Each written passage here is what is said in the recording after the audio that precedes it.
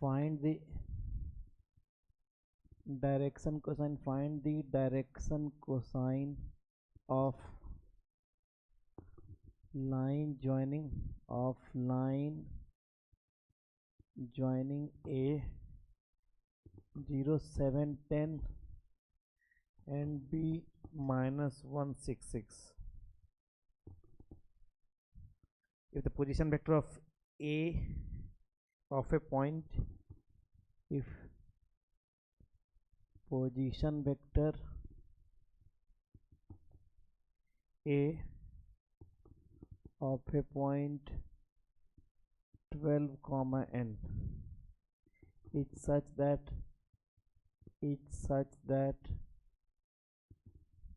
magnitude of A equals 13, it's such that magnitude of A equals 13, then the value of n, simplify cos inverse 3 by 5 cos x plus 4 by 5 sin x. Fourth, if g of x equals x squared minus 4x minus 5, then prove that g is not 1 1 on R. चलो ये चारों question किया जाए.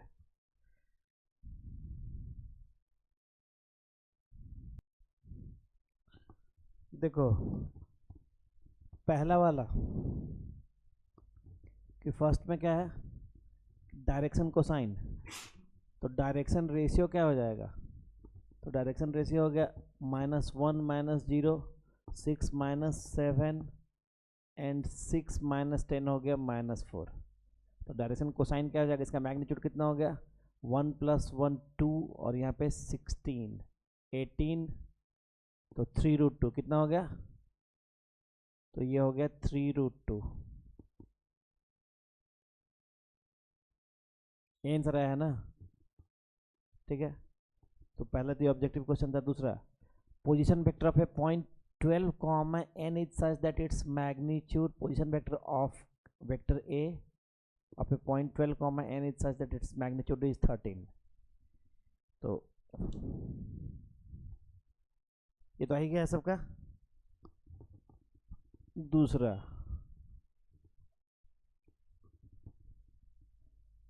तो magnitude of ए कितना है, तो magnitude of A equals 13 है. तो इसका इम्प्लीकेशन क्या हो गया, तो √12 square plus n square equals 13. तो 12 square plus n square equals कितना हो गया 169. तो n स्क्वायर इक्वल्स कितना हो गया, तो 169 - 144 मीन्स ये हो गया 25. तो n इक्वल्स क्या हो गया +-5, n इक्वल्स क्या हो गया +-5. ठीक है, आया हम लोग का. तो ये 2 हो गया. तीसरा क्या है कि सिंप्लीफाई करना है. क्वेश्चन नंबर 3 में सिंप्लीफाई करना है कि cos inverse 3/5 times cos x plus 4/5 times sin x. तो इसको हम लोग एक मशीन में चेंज कर लेते हैं, ठीक है. तो ऐसे तो हम लोग को पता है 3/5 को हम लोग क्या लिख सकते हैं, 3/5 को हम लोग cos में क्या लिख सकते हैं 37, नहीं सॉरी 53 लिख लेंगे. इसको क्या लिख लेंगे cos 53 and sin x into 4/5 को क्या लिख लेंगे, तो sin 53 लिख लिए. तो cos a into cos b, तो ये हो गया तुम्हारा cos of x माइनस 53. कोई देखो यहाँ पे इंफॉर्मेशन तो दिया हुआ है नहीं, है ना. तो आंसर क्या है हम लोग का, क्या, ठीक है. तो यहाँ पे हम लोग इसको यही लिख लेंगे x माइनस 53. लेकिन कॉस इनवर्स का आउटपुट क्या होता है, 0 से पाई के बीच में। तो इस पर कंडीशन लगाना चाहिए था कि दिस थिंग, ये जो है तुम्हारा 0 से पाई के बीच में, तो यहाँ पे कंडीशन क्या बनता है, तो 53 हर जगह ऐड कर देते, 53 डिग्री हर जगह ऐड कर देते हैं, तो ये हो जाता है 180 प्लस 53, यानी x का वैल्यू यहाँ पे क्या होना चाहिए था, ये कितना जगह 233, यही होगा ना, जोड़ के, तो ऐसा कंडीशन दिया होना चाहिए था।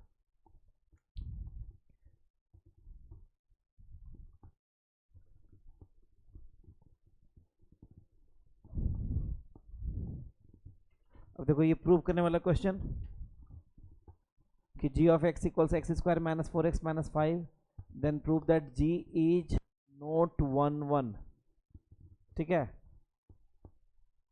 on R। तो डोमेन क्या लेने के लिए बोला है, रियल नंबर।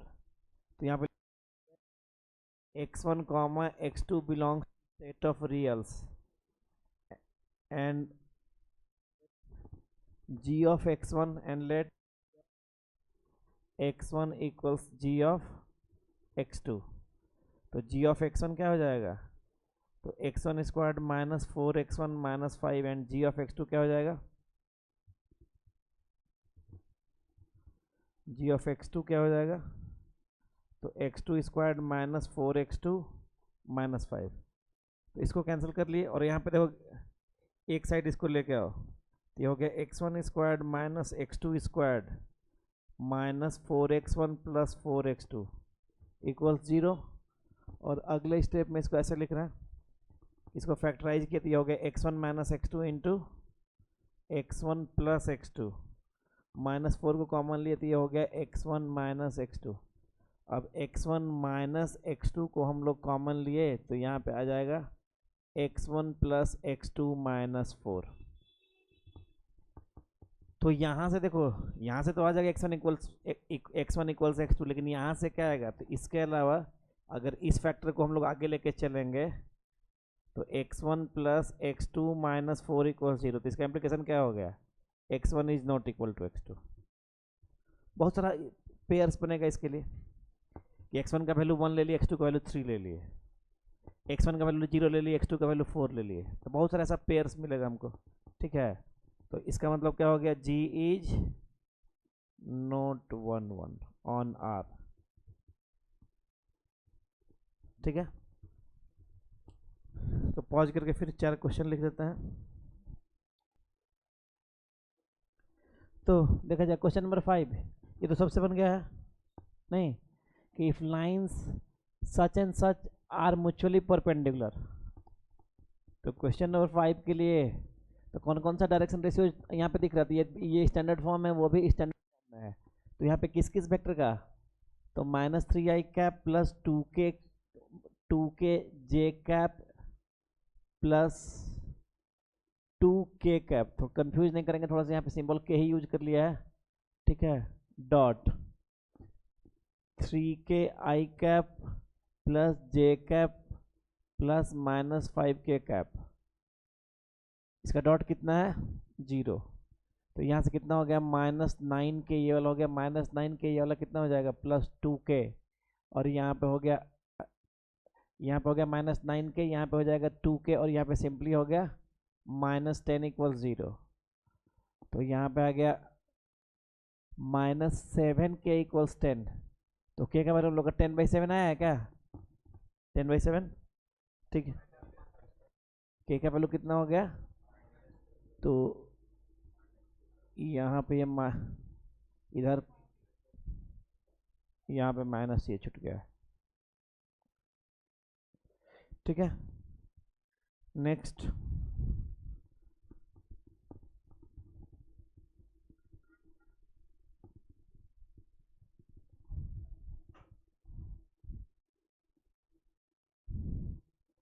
अब देखो ये जो LPP है,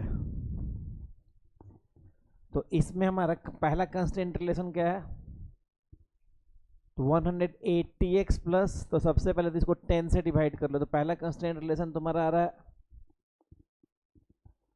18x plus 12y less than equal to 150, और अभी भी ये 6 से डिविजिबल है, तो ये हो गया तुम्हारा 3x प्लस 2y और यहाँ पे हो जाएगा 25।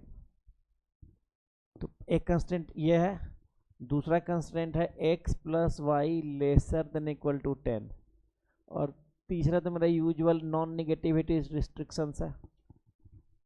तो ग्राफिंग किया जाए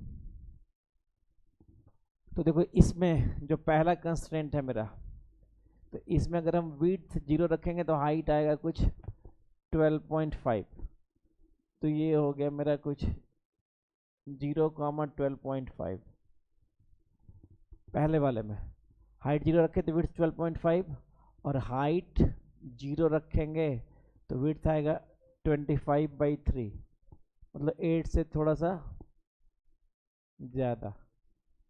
तो 25/3,0 इसको ज्वाइन कर लिए। एक कंस्टेंट तो मेरा यहाँ पे आ गया। दूसरा कंस्टेंट है x plus y lesser than equal to 10। तो ये एक हो जाएगा 0,10 और यहाँ पे एक हो जाएगा 10,0। यहाँ पे क्या हो जाएगा 10,0। इस दोनों को ज्वाइन कर लिए। अब दोनों में ही लेसर देन इक्वल टू 25 और लेसर देन इक्वल टू 10 है, तो 0 0 दोनों ही कांस्टेंट को सेटिस्फाई कर रहा है। मतलब ये वाला तुम्हारा जो रीजन हो गया ये क्या हो गया फीजिबल रीजन। ये क्या हो गया फीजिबल रीजन। तो कॉर्नर पॉइंट हम लोग कैलकुलेट किए, ये वाला ये पॉइंट ऑफ इंटरसेक्शन कैलकुलेट किया, कितना है ये वाला पॉइंट ऑफ इंटरसेक्शन कितना है, ये पॉइंट ऑफ इंटरसेक्शन कितना है 5,5। ठीक है। अब इसमें एक ही चीज चेक करना, अब तुम्हारा जो ऑब्जेक्टिव फंक्शन है, तो ऑब्जेक्टिव फंक्शन क्या है, तो वो है 11x प्लस 9y। ठीक है। मतलब इसको ऑरिजिन से पास कराओगे फॉलिंग लाइन होगा, अगर जेड का वैल्यू 0 रखोगे तो एक फॉलिंग लाइन होगा। खाली ये चेक करेंगे कि जो मेरा बाउंड्री जा रहा है उसमें से किसी बाउंड्री का स्लोप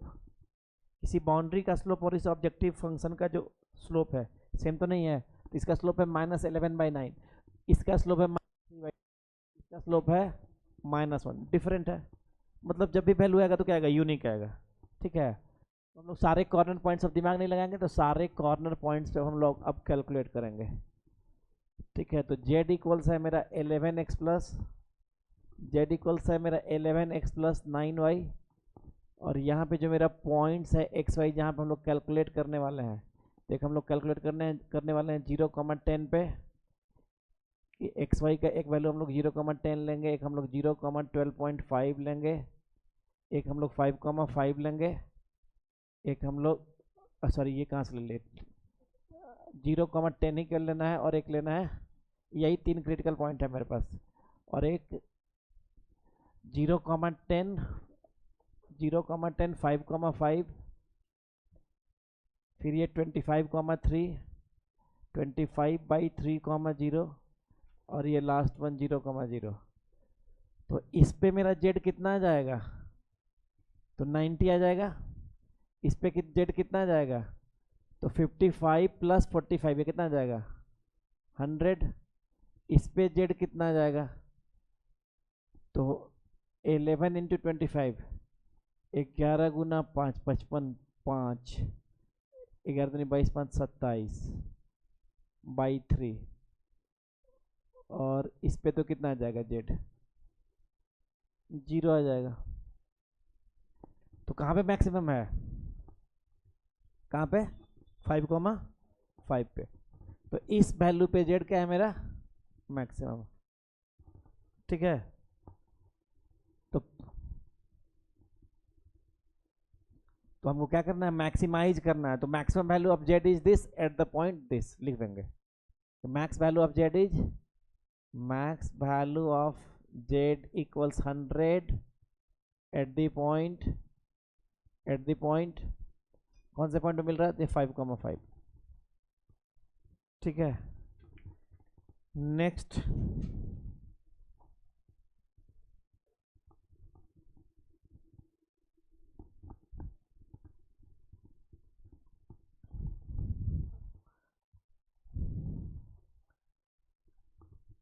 तो देखो इसको इवेल्युएट करना है। ये जो हमारा इंटीग्रेशन है x square times x square divided by x square divided by a x plus b का होल स्क्वायर। तो देखो ऊपर वाले का डिग्री और नीचे वाले का डिग्री क्या है सेम दिख रहा है ना। लेकिन हम लोग इसको क्या करो या तो हम लोग डिवाइड कर लेते हैं, दोनों का डिग्री सेम है, ठीक है। लेकिन अच्छा क्या रहेगा कि देखो ये नीचे वाला एक लीनियर का होल स्क्वायर है, नीचे वाला क्या है, तो लीनियर का होल स्क्वायर है, तो जो लीनियर टर्म है उसको टी मान लिए, जो लीनियर टर्म को क्या मान लिए, टी। तो यहाँ पे क्या हो जाएगा, तो a times d x by D T, अगर तुम करो t से डिफ्रेंशिएट करो, यानी dx का वैल्यू कितना आ गया, dt बाई ए। कि जो लीनियर टर्म है नीचे में डिनोमिनेटर में, नीचे डिनोमिनेटर में लीनियर का होल स्क्वायर है, और जो लीनियर टर्म उसको क्या मान लिए, t। तो लीनियर को t मान लिए, तो अब जो मेरा यहाँ पे x है, इस x का वैल्यू कितना हो जाएगा, तो t minus b divided by a. तो x का वैल्यू हो गया t minus b divided by a, इसका होल स्क्वायर, और dx का वैल्यू हो गया dt बाई ए, और इसको हम लोग टी स्क्वायर मान चुके हैं, इसको हम लोग टी माने हैं, तो ये क्या हो जाएगा, टी का स्क्वायर।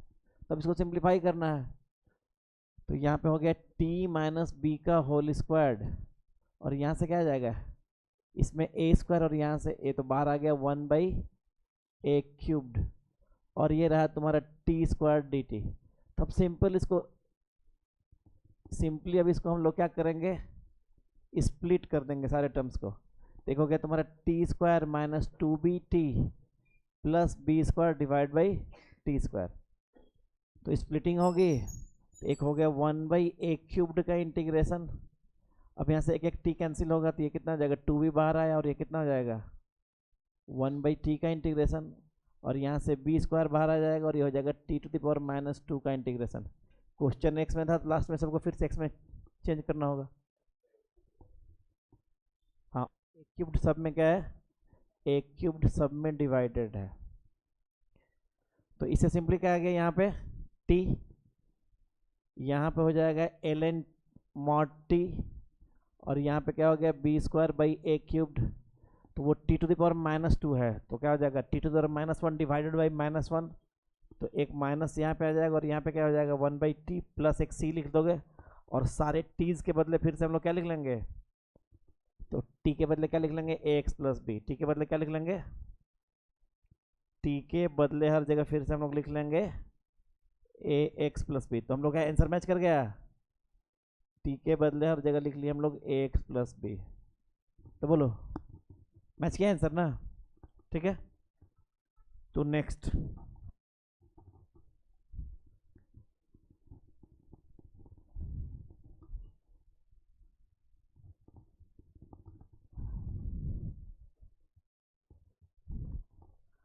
तो यहाँ पे देखो ये,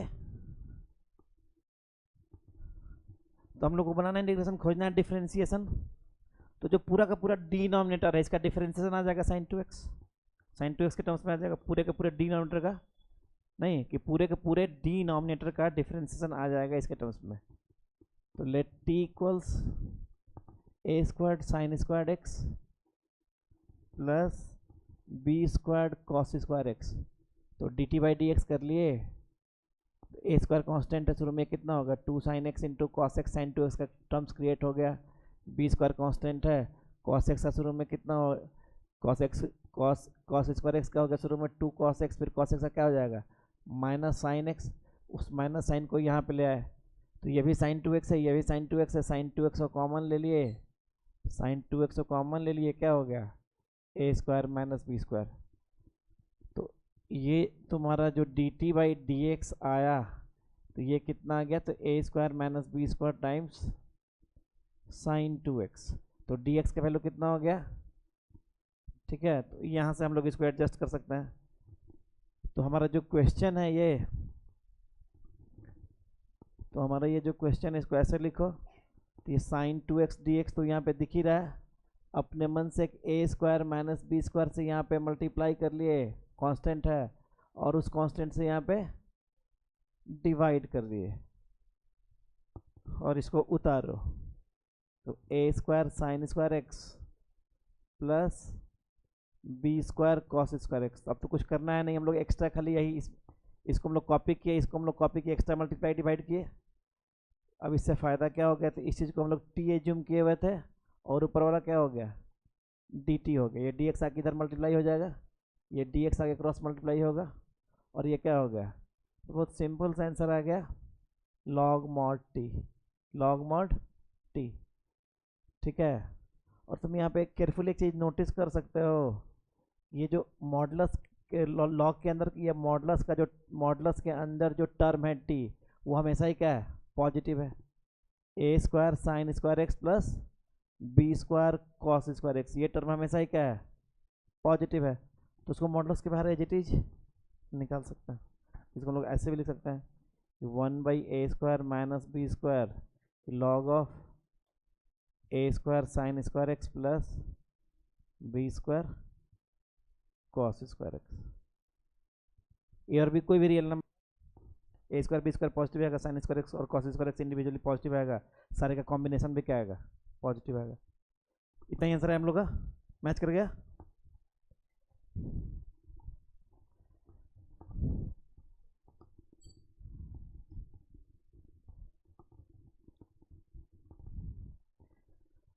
अब देखो general solution of this differential equation, तो यह तुम्हारा x times dy by d x plus y equals है cos x plus sine x. तो x से बोथ साइड डिवाइड करते हैं, x से एवरीवेयर, x से एवरीवेयर डिवाइड कर दिए, x से हर जगह डिवाइड कर दिए। अब यहाँ पे देखो ये स्टैंडर्ड फॉर्म में आ चुका है कि dy by d x plus dependent variable y times, गौर से देखोगे तो क्या है, तो ये वाला जो टर्म है तो ये 1/x times dependent variable y है कि नहीं, ऐसा हर जगह x से डिवाइड किए। अब ये स्टैंडर्ड फॉर्म आ चुका किसका, linear differential equation of first order का। तो यहाँ से इंटीग्रेटिंग फैक्टर निकालेंगे, तो इंटीग्रेटिंग फैक्टर मेरा कितना आ जाएगा, तो e टू द पावर इसका इंटीग्रेशन, और इसका जो इंटीग्रेशन होगा तो log mod x प्लस सी लिखना चाहिए था, लेकिन हमको डिफरेंशियल इक्वेशन सॉल्व करना है, तो उसका जो सबसे सिंपल फॉर्म है हम लोग केवल log x लिखेंगे, मॉड और नहीं लगाएंगे, कांस्टेंट कांस्टेंट नहीं जोड़ेंगे। तो दोनों यहाँ पे बेस e, यहाँ पे बेस e, सिंपली क्या हो गया ये, तो इंटीग्रेटिंग फैक्टर क्या आ गया, x आया ना हम लोग integrating factor x।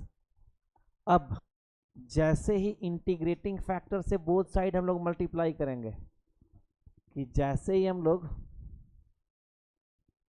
Integrating factor से बोथ साइड मल्टीप्लाई करेंगे, तो x इंटू ये तुम्हारा क्या हो गया, dy by d x plus 1/x times y equals, यहाँ पे क्या बचा है, तो cos x plus sine x divided by x, इतना ही बचा है। तो इंटीग्रेटिंग फैक्टर से हम लोग बोथ साइड मल्टीप्लाई कर दिए। अब इसका असर क्या होगा, ठीक है, तो लेफ्ट हैंड साइड में, ठीक है, ये हो जाएगा तुम्हारा D of y times integrating factor का डेरिवेटिव। लेफ्ट हैंड साइड में क्या हो जाएगा, इंटीग्रेटिंग फैक्टर से मल्टीप्लाई करते ही लेफ्ट हैंड साइड में क्या हो जाएगा, तुम क्रॉस चेक कर सकते हो कि देखो ये x यहाँ पे आता और ये वाला x और ये वाला x क्या होता है, कैंसिल होता है, तो केवल बचता क्या, तो y plus x times d y by d x.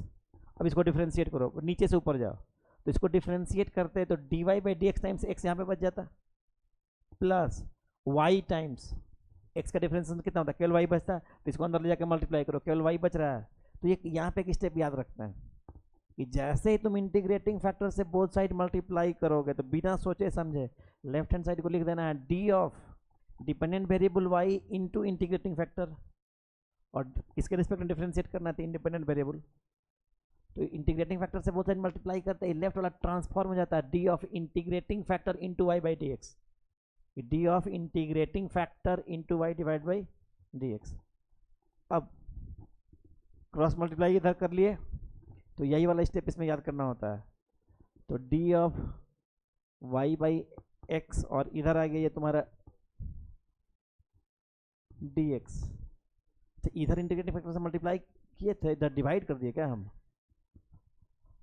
इधर तो मल्टीप्लाई किया ही नहीं, इधर भी तो मल्टीप्लाई करना था ना, इधर x से मल्टीप्लाई किया और इधर किया ही नहीं, तो यहाँ पे भी तो करना होगा, वो तो x पहले से डिवाइडेड था ना।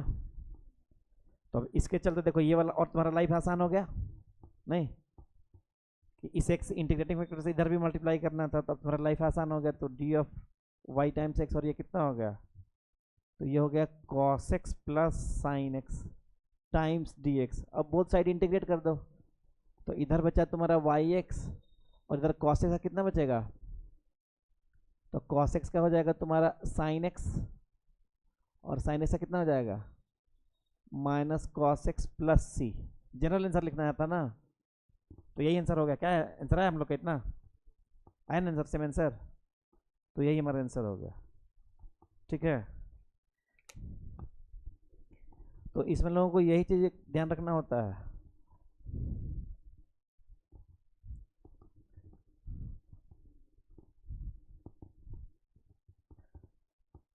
अब इसको देखो, ये वाला कर लिया क्या, यही वाला किया था ना अभी।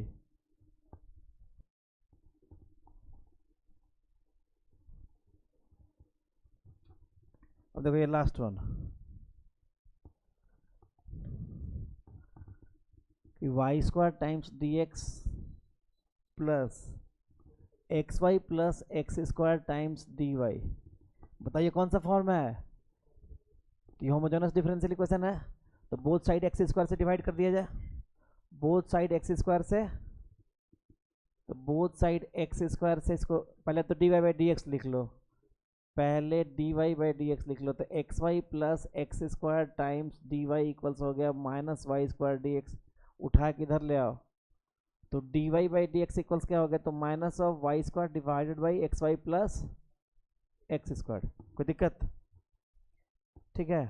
अब इसको वाई बाई एक्स का फंक्शन बनाना है, तो वाई बाई एक्स का फंक्शन बनाना है, तो इसको एक्स स्क्वायर से डिवाइड किए, एक्स स्क्वायर से डिवाइड किए, एक्स स्क्वायर से डिवाइड किए, तो ऐसा कुछ हो गया। और ऐसा करते ही क्या मान लिया कि let y by x equal to v, ये वाई इक्वल्स क्या हो गया बी एक्स, तो यहाँ से d y by d x क्या हो गया, ये हो गया d v by d x into x plus v. तो अगले स्टेप में this is d v by d x into x plus v left hand side, and right hand side क्या हो गया, तो minus v square divide by v plus one. अब क्या करेंगे, वेरिएबल सेपरेट करेंगे। अब क्या करेंगे, यहाँ से वेरिएबल सेपरेट करेंगे, तो ये हो गया minus v square divide by v plus one.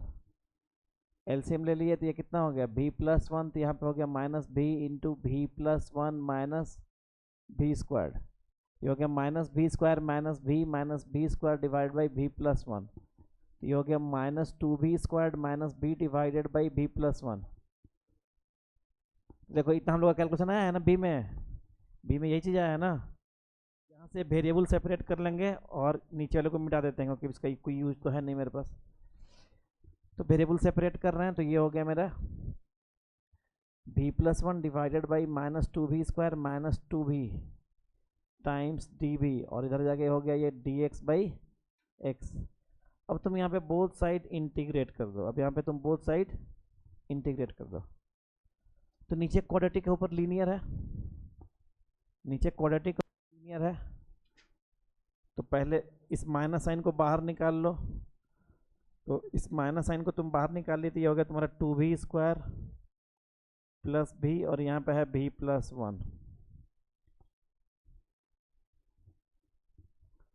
तो इसी स्टेप के बाद अगर हम यहाँ पे लिखते हैं, तो इस क्वाड्रेटिक का डेरिवेटिव पहले ऊपर क्रिएट कर देते हैं, तो इसका डेरिवेटिव क्रिएट करेंगे तो कितना हो जाएगा फोर भी प्लस वन,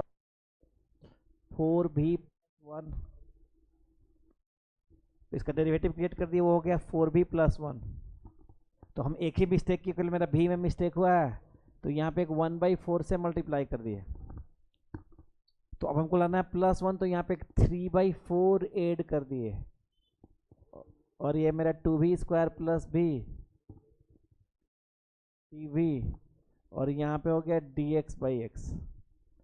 तो दो पार्ट इसका हो गया, तो यहाँ पे डेरिवेटिव ऑफ डिनोमिनेटर और डिनोमिनेटर, तो इसका आंसर क्या हो जाएगा लॉग मॉड डिनोमिनेटर, पहला वाला का आंसर क्या हो गया log mod denominator minus 3/4 times d v by two v square plus v.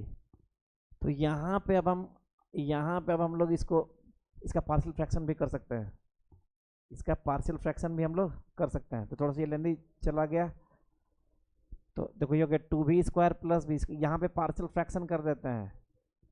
तो 2v को कॉमन लोगे तो कितना हो जाएगा v+1। ऊपर एक कांस्टेंट 1 क्रिएट करना है, तो ऊपर एक कांस्टेंट 1 क्रिएट करना है। तो देखो यहाँ पे लिख दे रहे हैं, यहाँ पे लिख दे रहे हैं हमको ये 2, यहाँ पे केवल v कॉमन है ना, यहाँ पे केवल v कॉमन है, तो ये हो गया 2v+1। तो यहाँ पे लिखना होगा देखो 2v+1 माइनस 2v। तो ऐसा लिखने पे क्या हुआ,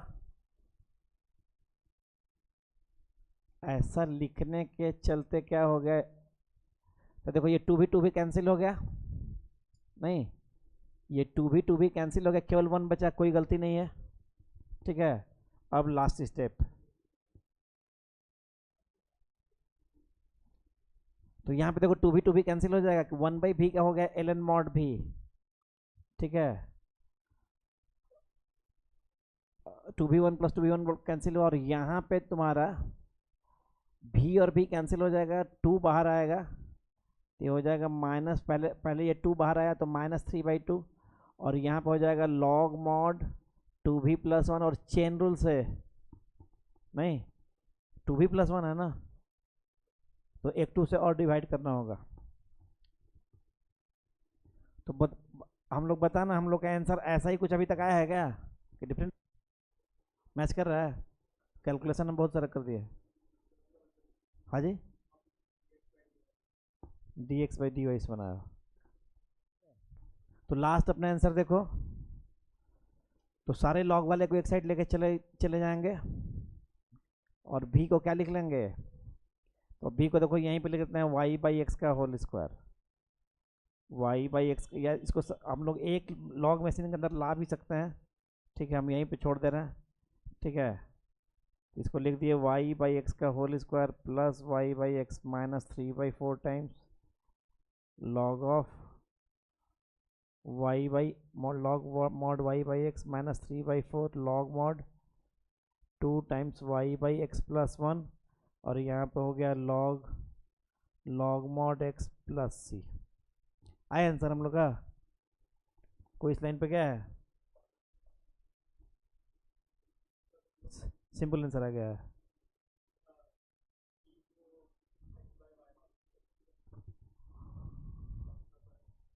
तो हम तो y/x का फंक्शन बना दिए, इसको x/y का भी फंक्शन बन रहा है, नहीं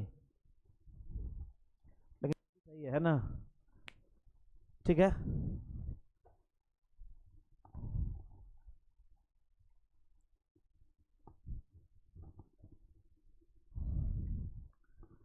चलो फिर 5 क्वेश्चन लिखते हैं।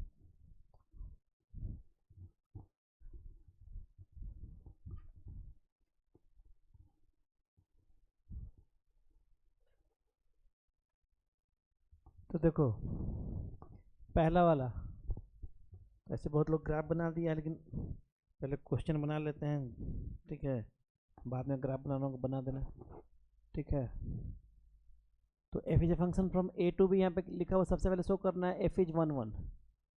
तो लेट ऐसे लिखेंगे, let x1 x2 belongs to set a, और सेट a का वैल्यू क्या दिया हुआ है, तो all real numbers except 2, and let f of x1 बराबर f ऑफ x2। तो ऐसा करने से क्या हो जाएगा, x1 -1 divide by x1 -2 equals हो जाएगा x2 -1 divide by x2 -2। Cross multiply किए तो x1 x2 -2x1 -x2 +2 equal to x1 x2 -x1 -2x2 +1 +2 +2। तो यहाँ से x1 x2 कैंसिल हो गया, अब ये 2 और 2 कैंसिल हो गया, इसको उधर लेके जाएंगे तो हो जाएगा -x1, और उसको इधर लेके आएंगे तो हो जाएगा ये -x2, माइनस से बोथ साइड मल्टीप्लाई कर दिए। तो तुम स्टार्ट किए कि f of x1 equals f of x2, और एंड रिजल्ट क्या आ गया, x1 बराबर x2। तो इससे क्या हो गया, f इज 1 1। तो f को 1 1 दिखा दिए। अब दिखाना है ऑन टू, तो ऑन टू दिखाने के लिए क्या दिखाएंगे कि इसका कोडमेन और रेंज क्या है, बराबर है। इसका कोडमेन और रेंज क्या है, बराबर है। तो इसका कोडमेन क्या है, तो ऑल रियल नंबर एक्सेप्ट 1। तो देखो यहाँ पे क्या है, तो y इक्वल्स है x minus 1 divide by x minus 2। पता चल रहा है कि यहाँ पे x is not equal to 2 है, क्रॉस मल्टीप्लाई किए तो yx माइनस 2y इक्वल्स हो गया x माइनस 1। इस बार हमको y निकालना है, इस बार हमको y निकालना है, ठीक है। तो x पे हमको इन्फॉर्मेशन है कि x सारा रियल नंबर होगा एक्सेप्ट 2, तो सारे x वाले को एक साइड लेके आओ। तो yx माइनस x बराबर हो गया 2y माइनस 1। यहाँ पे x को कॉमन लिए तो ये हो गया y माइनस 1 इक्वल्स हो गया 2y माइनस 1। तो यहाँ से x का वैल्यू हो गया 2y minus 1 divided by y minus 1। चूँकि x एक रियल नंबर है, लेफ्ट वाला x क्या है, रियल नंबर है, ठीक है, रियल नंबर एक्सेप्ट 2 है। तो राइट में जो नंबर दिख रहा है उसको भी क्या होना पड़ेगा, एक रियल नंबर होना पड़ेगा। तो ये एक रेशनल एक्सप्रेशन है जो एक ही जगह अनडिफाइंड है, y इक्वल्स 1 पे। तो here y can not be equal to 1। तो जो y का वैल्यू है वही तो रेंज हो गया, तो जो y का वैल्यू है वही क्या हो गया, तो जो y का वैल्यू है वही रेंज हो गया। तो रेंज क्या हो गया, ऑल रियल नंबर्स एक्सेप्ट 1। और कोडोमेन भी क्या है तुम्हारा, तो कोडमेन जो b है, कोडमेन जो b है वो भी क्या है, ऑल रियल नंबर्स एक्सेप्ट 1। तो यहाँ पे कोडमेन और रेंज बराबर हो गया, कोडमेन और रेंज बराबर हो गया। तो फंक्शन क्या हो गया, ऑन टू। तो लिख देंगे कि here range equals codomain, hence function is here codomain equals range, codomain equals range, hence function is onto. तो मेरा 1 1 प्रूव हो गया, ऑन टू प्रूव हो गया। चलो तो इसको मिटा दें, क्वेश्चन नंबर 12 देखा जाए।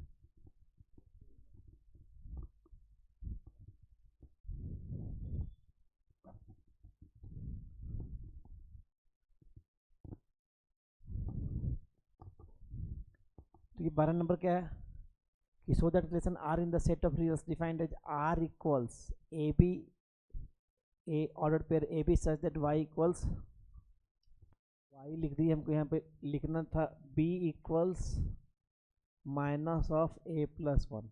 हमको लिखना था b equals minus of a plus 1, ऐसे लिखना था, ठीक है। नहीं तो यहाँ पे क्या लिखना था, ए बी की जगह क्या लिखना था, एक्स वाई। तो उससे कोई फ़र्क नहीं पड़ता, कॉन्सेप्ट समझो, सिंबल से कोई फ़र्क नहीं पड़ता, क्वेश्चन अभी भी वही है। तो जैसे ही relation R on set of reals, तो R on set of reals, तो मान लो हम रियल नंबर को ऐसे दिखा रहे हैं, तो इसका मीनिंग क्या हो जाएगा, तो R is subset of, R is subset of R cross R हो जाएगा, आर इज सबसेट ऑफ। तो आर क्रॉस आर क्या हो गया, पूरा का पूरा x y plane, R cross R क्या हो गया, पूरा का पूरा एक्स वाई प्लेन। अब रिलेशन क्या है, तो ध्यान सुनो, तो गौर से सुनना फिर समझ में आएगा। हमको मतलब होता है, देखो ये ए बी एक्स वाई ये सारा सिंबल है। तो ऑर्डर पेयर का जो फर्स्ट एलिमेंट है उसको कहाँ पे दिखाएंगे, हॉरिजॉन्टल एक्सिस पे, और ऑर्डर पेयर का जो सेकंड एलिमेंट है उसको कहाँ पे दिखाएंगे, वर्टिकल एक्सिस पे। तो ऑर्डर पेयर का जो फर्स्ट एलिमेंट है उसको दिखाया हॉरिजॉन्टल एक्सिस पे, और सेकंड एलिमेंट को कहाँ पे दिखाया, वर्टिकल एक्सिस पे। तो समझाने के लिए बस एक लाइन का ग्राफ बना रहे हैं, ठीक है। लिखने के लिए तो यहाँ पे अलग से लिखेंगे हम लोग। तो यहाँ पे क्या है, तो second element equals minus of first element plus 1। तो उसको अपने प्रैक्टिस वाले लैंग्वेज में हम लोग बोलते हैं y equals minus of x plus 1। Practice वाले लैंग्वेज में क्या बोलते हैं, y equals minus of x plus 1, यानी स्लोप माइनस 1 और y इंटरसेप्ट 1। तो स्लोप माइनस 1 और y इंटरसेप्ट 1, तो मतलब कुछ ऐसा एक लाइन बना। तो ये जो ग्राफ बना मेरा, ये किस चीज़ का ग्राफ बना, तो ये ग्राफ बन गया मेरा b equals minus of a plus 1 का ग्राफ बन गया। तो देखो अगर रिफ्लेक्सिव होता तो सारा सेल्फ पेयर कहाँ पे पाया जाता है, रियल नंबर का सारा सेल्फ पेयर कहाँ पे पाया जाएगा, लाइन बाय डायरेक्स पे, तो है नहीं। सिमेट्रिक तो दिख रहा है कि line y equal to x के क्या है, ये सिमेट्रिक है, कोई भी ए बी है तो बी ए होगा। और ट्रांजिटिव, तो ट्रांजिटिव के लिए तो मान लो यहाँ से एक नंबर ले लिए, ठीक है, तो मान लो हम यहाँ पे, तो चूंकि दिखाना है कि ट्रांजिटिव नहीं है, तो एक काउंटर एग्जाम्पल होगा, काफ़ी होगा। डिस्प्रूव करना है। तो ध्यान सुनो, तो रिफ्लेक्सिव के लिए तो यहाँ पे लिखेंगे कि since 0,0 does not belong to R, 0,0 इस रिलेशन को बिलोंग नहीं, इस यहाँ पे 0 can not be equal to minus of 0 plus 1। तो इसका क्या है कि as 0 is not equal to minus of 0 plus 1। तो इसका इम्प्लीकेशन क्या हो गया कि आर इज रिफ्लेक्सिव। तो हमको डिस्प्रूव करना है, तो एक काउंटर एग्जाम्पल, तो रिफ्लेक्सिव नहीं हुआ। अब सिमेट्रिक पे आ जाओ, तो let a b belongs to R, तो let a b belongs to R, इसका मीनिंग क्या है? तो इसका मीनिंग हो गया b equals minus of a plus 1। तो सेकेंड एलिमेंट को तुम दिखा दिए, सेकेंड एलिमेंट को क्या दिखा दिए? Minus negative of first element plus 1। अब तुमको ए का वैल्यू निकालना है, तो ये हो गया तुम्हारा b माइनस 1 बराबर कितना हो गया? माइनस ए। तो a का वैल्यू कितना हो गया? तो माइनस b प्लस 1 हो गया। तो इसका इम्प्लीकेशन क्या हुआ? तो इसका इम्प्लीकेशन हुआ कि जो लेफ्ट हैंड साइड में है वो तुम्हारा हो गया सेकेंड एलिमेंट, और जो यहाँ पे लिखा हुआ ये क्या है? तो ये सेकेंड एलिमेंट को रिप्रेजेंट कर रहा है, ये फर्स्ट एलिमेंट को। तो जो यहाँ पे लिखा हुआ वो है सेकेंड एलिमेंट, और जो यहाँ पे लिखा हुआ वो क्या हो गया? First element. तो a b belongs to R से स्टार्ट की तरफ दिखा क्या दिया? B a belongs to R, इसका मतलब क्या हो गया? R is symmetric, R is symmetric. तो रिफ्लेक्सिव तो नहीं हुआ लेकिन सिमेट्रिक हो गया। एक एग्जांपल तुम लोग से पूछे कि ऐसे रिलेशन का एग्जांपल बताओ जो अभी क्या है, तो केवल सिमेट्रिक है, रिफ्लेक्सिव ट्रांजिटिव नहीं है। और फिर बोलना कि सिमेट्रिक एंड ट्रांजिटिव है, रिफ्लेक्सिव नहीं है। सिमेट्रिक एंड ट्रांजिटिव है, रिफ्लेक्सिव नहीं है। तो चलो 1 मिनट उसका भी चर्चा करेंगे, ठीक है। तो सिमेट्रिक हो गया। अब लास्ट वन, ट्रांजिटिव को देखो डिस्प्रूव करना है। तो डिस्प्रूव करना है तो एक काउंटर एग्जाम्पल काफ़ी होगा। डिस्प्रूव करना है तो एक काउंटर एग्जाम्पल काफ़ी होगा। तो इसके लिए हम लोग क्या करते हैं? देखो यहाँ पे ये रिलेशन क्या है? जैसे मान लो हम यहाँ पे लेते हैं विड्थ लिए -1, तो विड्थ लोगे -1 तो हाइट कितना हो जाएगा? 2। तो विड्थ -1 लोगे तो हाइट कितना होगा? 2। नहीं, अब यहाँ पे कहीं आके विड्थ तुम 2 ले लो, तो विड्थ अगर तुम 2 लोगे तो यहाँ पे हम विड्थ का वैल्यू 2 रखे, तो हाइट कितना हो जाएगा? -1। और देखो -1 -1 का लोकेशन क्या है? यहाँ पे, जो कि इस डार्क वाले लाइन पे नहीं है। -1, 2 belongs to R, 2, -1 belongs to R, और 2 दोनों में क्या हो गया? Common. But -1, -1 does not belong to R. इसका मतलब क्या हो गया? R is not transitive, R is not transitive. तो देखो ये क्या, वनली सिमेट्रिक है, वनली सिमेट्रिक है नहीं, रिफ्लेक्सिव एंड ट्रांजिटिव नहीं है। लेकिन तुमसे बोल रहे कि सिमेट्रिक और ट्रांजिटिव हो और रिफ्लेक्सिव नहीं हो। तो देखो ऐसा कोई भी हमसे क्वेश्चन पूछेगा ना, तो तुम टेबुलर फॉर्म में लिख दो। एक सेट ए बराबर 1 2 3 4 ले लो, ए क्रॉस ए बना लो, और जो तुमको बनाना है उसका एलिमेंट्स लिख लो। रिफ्लेक्सिव बनाना है तो सारा सेल पेयर लिख लो, ट्रांजिटिव बनाना है तो उसको ट्रांजिटिव बना लो, और जो नहीं बनाना है उसको फेल करा दो। तो बेस्ट वही होता है। लेकिन लॉजिकल एग्जाम्पल्स अगर हमको देना है, ठीक है, तो लॉजिकल एग्जाम्पल में मान लो ये हो गया कि ये तुम्हारा क्या था? सिमेट्रिक हो गया लेकिन रिफ्लेक्सिव और ट्रांजिटिव नहीं हुआ। तो हम तुमसे बोल रहे हैं कि एक नेचुरल नंबर के सेट पे एक रिलेशन डिफाइन करो, a b such that a multiplied by b is odd, a multiplied by b is odd. तो सारा सेल्फ पेयर तो नहीं होगा नेचुरल नंबर के अंदर कि 2 2 होगा उसमें, तो रिफ्लेक्सिव नहीं हुआ। a multiplied by b is odd, तो सिमेट्रिक तो होगा ही होगा, सिमेट्रिक तो। और ट्रांजिटिविटी की जैसी बात करोगे, a multiplied by b natural number में तुम बोल रहे हो ऑड, तो दोनों का दोनों ऑड होगा तभी संभव। तो अगर ए बी रिलेशन में है तो ए और बी दोनों ऑड, बी सी रिलेशन में है तो बी और सी दोनों ऑड, यानी बी क्या है? ऑड है। ए और सी भी क्या निकल गया? ऑड।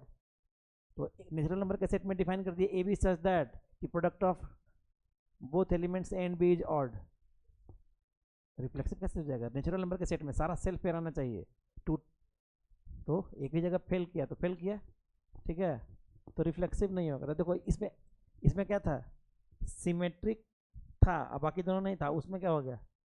सिमेट्रिक और ट्रांजिटिव हो गया, रिफ्लेक्सिव नहीं हुआ।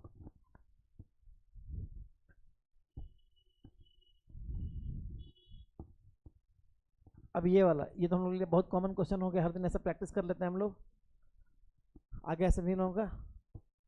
तो देखो यहाँ पे, तो b equals b1 plus b2 और b1 पैरेलल टू a है, तो b1 क्या हो गया, तो लैम्डा टाइम्स a, तो लैम्डा टाइम्स a का वैल्यू है 4i cap minus j cap, और ये b1 हो गया, b1 is parallel to a and b2 क्या है, तो जो वेक्टर b2 है तुम्हारा वो क्या है, तो वेक्टर b माइनस b1 है, वेक्टर b माइनस b1 है, और वेक्टर b क्या है तुम्हारा, तो 3i cap plus 2j cap minus 5k cap, this is b।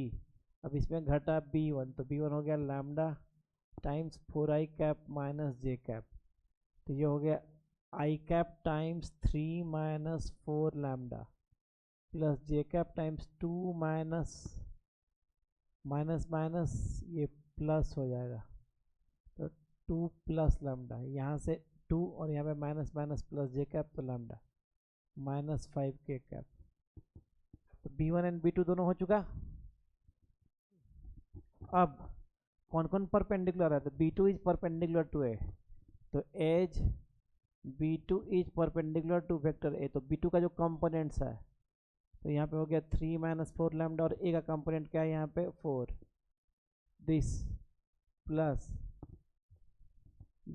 Components है यहाँ पे 2 प्लस लैम्डा, और a का कंपोनेंट यहाँ पे कितना है -1।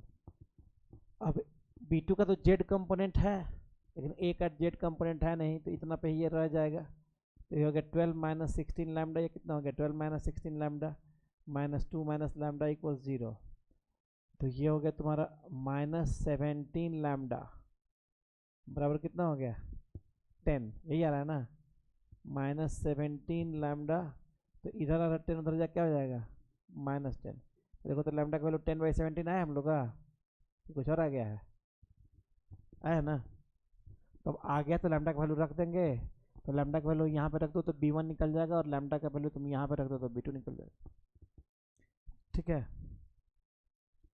अब देखो next question, find the domain of the following function,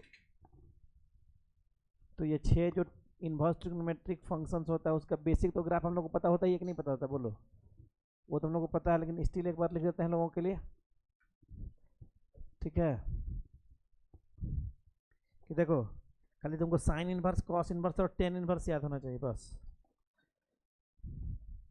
ठीक है, कि देखो अगर तुमको साइन इनवर्स एक्स याद है, बस इसको याद ही करना है, अभी दिमाग में इसमें लगाना ही नहीं है, तो देखो ये साइन इनवर्स एक्स है, कहाँ से कहाँ भाई, तो ये -1 से 1 के बीच में, और इसका रेंज क्या है, तो -π/2 से π/2 के बीच में, तो ये तुम्हारा साइन इनवर्स एक्स है ना। अब देखो इसको रिफ्लेक्ट कर रहे हैं ऐसे, ये जो रेड वाला है और ये जो रेड वाला पोर्शन है, ये दोनों रेड वाला मिलकर क्या हो गया कॉसेक इनवर्स एक्स, ये दोनों रेड वाला मिलकर क्या हो गया, ये दोनों रेड वाला मिलकर हो गया कॉसेक इनवर्स एक्स। डोमेन देख रहे हो इसका 1 के राइट वर्ड -1 के लेफ्ट वर्ड, और रेंज -π/2 से π/2 एवरीथिंग एक्सेप्ट 0, पता हम लोगों नहीं, ठीक है। एक लाइन में इसी टाइप से बनाएंगे कॉस इनवर्स एक्स, तो कॉस इनवर्स एक्स तुमको कुछ भी दिमाग नहीं लगाना है, 0 से पाई के बीच में, 0 से, तो ये इनपुट हो गया -1 से 1 और आउटपुट हो गया 0 से पाई, आउटपुट हो गया 0 से पाई, कहाँ पे ये सिमेट्रिक है, इस पॉइंट के अबाउट सिमेट्रिक है, तो जिस पॉइंट के अबाउट सिमेट्रिक है वहाँ से वहाँ पे एक हॉरिजॉन्टल एसिम्प्टोट बना दो, वहाँ पे एक हॉरिजॉन्टल एसिम्प्टोट बना दो और ऐसे रिफ्लेक्ट कर दो, ऐसे रिफ्लेक्ट कर दो ब्लैक वाले का, तो ये जो दोनों रेड वाला है किसका हो गया सेक इनवर्स एक्स, ये दोनों रेड वाला किसका हो गया, ये दोनों रेड वाला हो गया सेक इनवर्स एक्स, और ब्लैक वाला क्या है कॉस इनवर्स एक्स। तो देख रहे हैं कि सेक इनवर्स एक्स का जो इनपुट है 1 के राइट वर्ड इंक्लूडिंग 1 एंड -1 के लेफ्ट वर्ड इंक्लूडिंग -1, और रेंज है 0 से पाई एक्सेप्ट π/2। अब एक लाइन 10 इनवर्स एक्स के लिए क्या होता था, तो 10 इनवर्स एक्स देखो ये बनता था -π/2 से π/2, ये बनता था कहाँ से कहाँ के बीच में माइनस पाई बाई टू से पाई बाई टू, ये नेचुरल फंक्शन नहीं होता, इसलिए हम लोग इसको इस पर कुछ कंडीशन लगा के फोर्सफुली फंक्शन बनाते हैं। ठीक है, यहाँ पे लिख दिए पाई। तो तुम्हारा ये कॉट इनवर्स एक्स क्या होता है, तो ये हो गया तुम्हारा जो रेड वाला है, ये क्या हो गया, कॉट इनवर्स एक्स। काम खत्म। ठीक है, तो बस ये ग्राफ देख के हम लोग कुछ नहीं समझ में आएगा तो इसी के बीच में उसको हमको सेटिस्फाई करवाएंगे, क्वेश्चन बन जाएगा। तो हम लोग को डोमेन निकालना है sine inverse of minus x square. तो देखो जो साइन इनवर्स मशीन है वो इनपुट क्या रिसीव करता है, तो ये जो इनपुट है वो होना चाहिए -1 से 1 के बीच में। ये इनपुट कहाँ से कहाँ के बीच में होना चाहिए, -1 से, तो जो भी इनपुट है, तो इनपुट है माइनस एक्स स्क्वायर। अब एवरीवेयर -1 से गुना कर दो, तो -1 से गुना करोगे, -1 से गुना करोगे तो इनइक्वालिटी चेंज हो गई, और इसको ऐसे अब उल्टा लिख लो। अब इसका दो पार्ट, एक लेफ्ट वाले को सॉल्व करना और एक राइट वाले को। तो लेफ्ट वाला चिल्ला रहा है मेरा आंसर क्या है, ऑल रियल नंबर्स। ये लेफ्ट वाला चिल्ला रहा है कि मेरा आंसर क्या है कि -1 is equal to x square, या x square greater than equal to -1, ये हमेशा होगा ही होगा, कि सारे रियल नंबर के लिए ये चीज़ सेटिस्फाई करेगा। आंसर क्या हो गया, ऑल रियल नंबर। अब इसको अलग से सॉल्व करो, तो ये तो हम लोग को करना आता है x square is lesser than equal to 1, तो तुमको पता है कि आंसर -1 से 1 के बीच में, थोड़ा सा थियोरेटिकली लिख देते हैं। तो फैक्टराइज किए x + 1 × x minus, critical point क्या क्या हो गया, -1 एंड 1 इन जीरो को इंक्लूड करना है, तो वो दोनों इंक्लूड हो जाएगा बीच में। तो इसका आंसर हुआ ऑल रियल नंबर, और इसका आंसर हुआ -1 से 1 के बीच में, दोनों में कॉमन क्या हुआ, -1 से 1। तो डोमेन क्या हो गया, पहले वाले का आंसर क्या हो गया, -1 से 1, दोनों में common, left hand side and right hand side दोनों में कॉमन। आएगा समझ में। अब जो राइट वाला है, तो sec inverse of this thing, तो सेक इनवर्स मशीन इनपुट क्या रिसीव करता है, रेड वाला इनपुट 1 या 1 के राइट वर्ड, -1 या -1 के लेफ्ट वर्ड। यानी जो भी ये इनपुट है, ये इनपुट क्या होना चाहिए, ग्रेटर देन इक्वल टू 1 होना चाहिए। कि इस इनपुट का जो मॉडुलस होगा, वो क्या होगा, ग्रेटर देन इक्वल टू 1। तो इसका output greater than equal to 1 है, इसका मतलब क्या है, तो इनपुट या तो 1 के बराबर हो या 1 से ज़्यादा, या फिर इसका जो इनपुट 2x + 1 हो क्या हो, -1 के बराबर या उससे कम।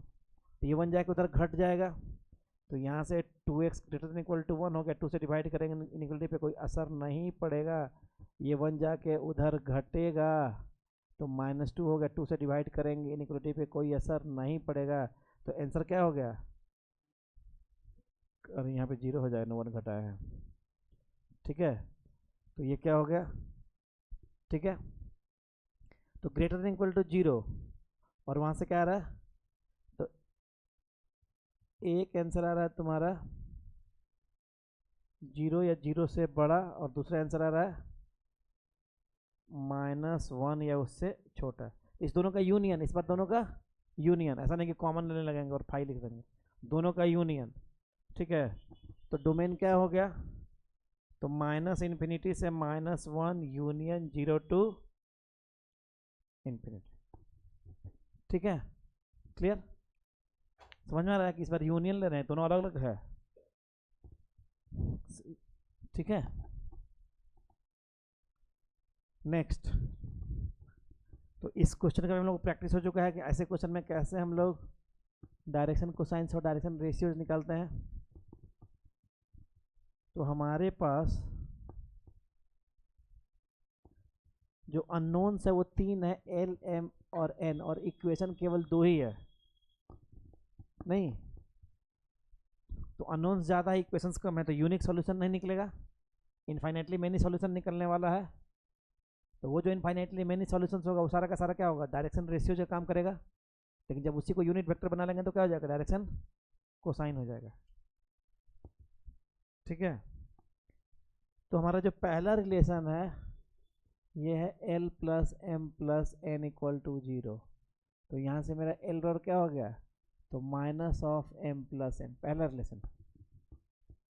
ठीक है, और दूसरा क्या है, तो यह है 2mn + 2ml -nl = 0।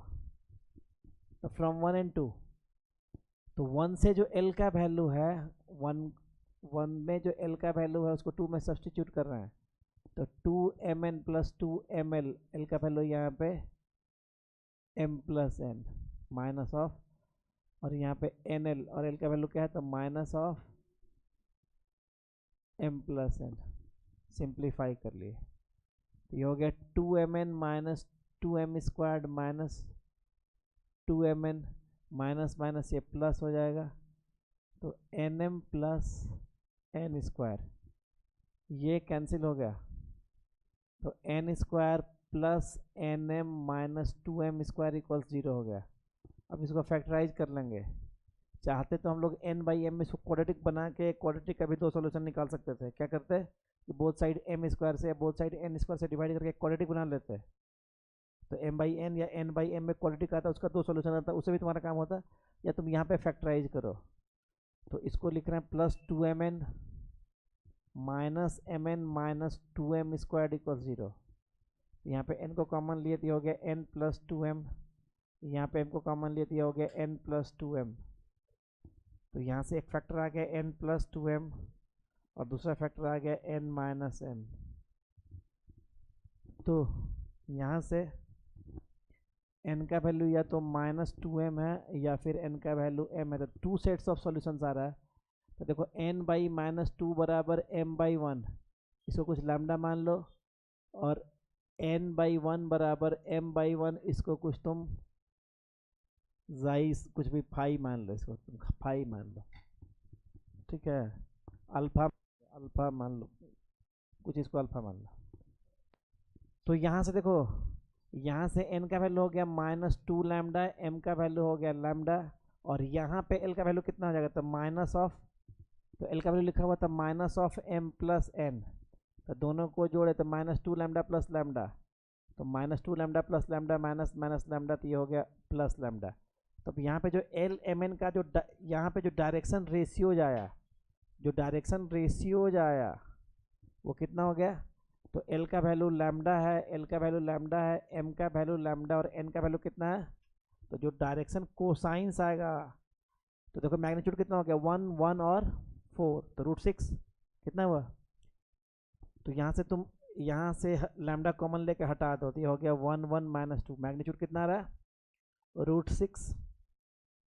तो ये भी एक डायरेक्शन रेशियो, वो भी एक डायरेक्शन रेशियो है, तो √6 से डिवाइड किए थे, कितना हो गया 1/√6 1/√6 और माइनस 2/√6। कोई दिक्कत है इस क्वेश्चन में, और ऐसा क्वेश्चन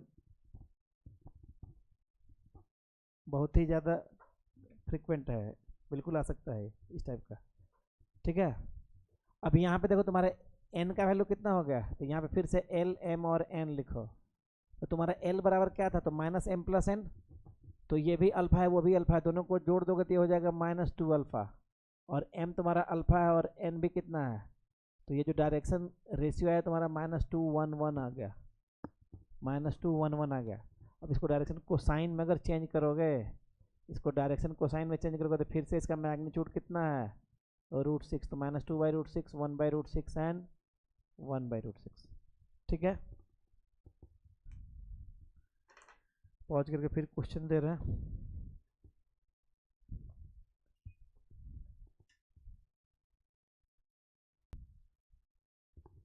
तो देखो, so that relation R in the set A equals 1 2 3 4 5 6 given by R equals AB such that modulus of A minus B is divisible by 2, नहीं, तो इसको दिखाना, क्या दिखाना है, ट्रांजिटिव, क्या दिखाना है इसको, ट्रांजिटिव। तो यहाँ पे देखो कि लेट A comma B,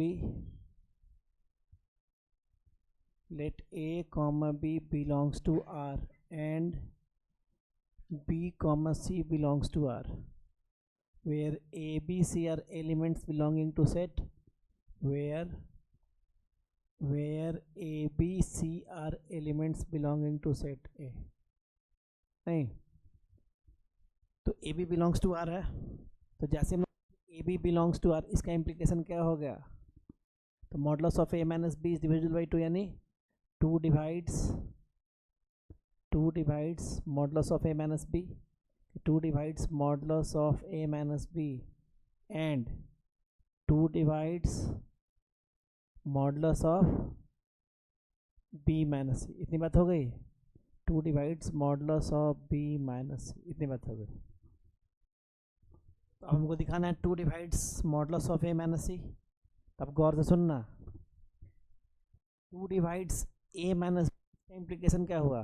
तो इसका इम्प्लीकेशन हुआ कि a माइनस बी इक्वल्स क्या होगा, तो प्लस माइनस समथिंग 2m होगा कि नहीं, कि मॉडलस के अंदर वाला 2m के फॉर्म में है. मॉडलस के अंदर वाला प्लस माइनस 2m के फॉर्म में है. इनपुट पॉजिटिव हो सकता है, नेगेटिव हो सकता है, इससे कोई मतलब नहीं है. लेकिन इनपुट या तो प्लस 2m के फॉर्म में है या फिर माइनस 2m के फॉर्म में है, तभी उसका आउटपुट 2 से डिवाइड हो रहा है या डिविजिबल है. And modulus of b minus c क्या हो जाएगा, तो प्लस माइनस से कुछ 2n होगा. ठीक है,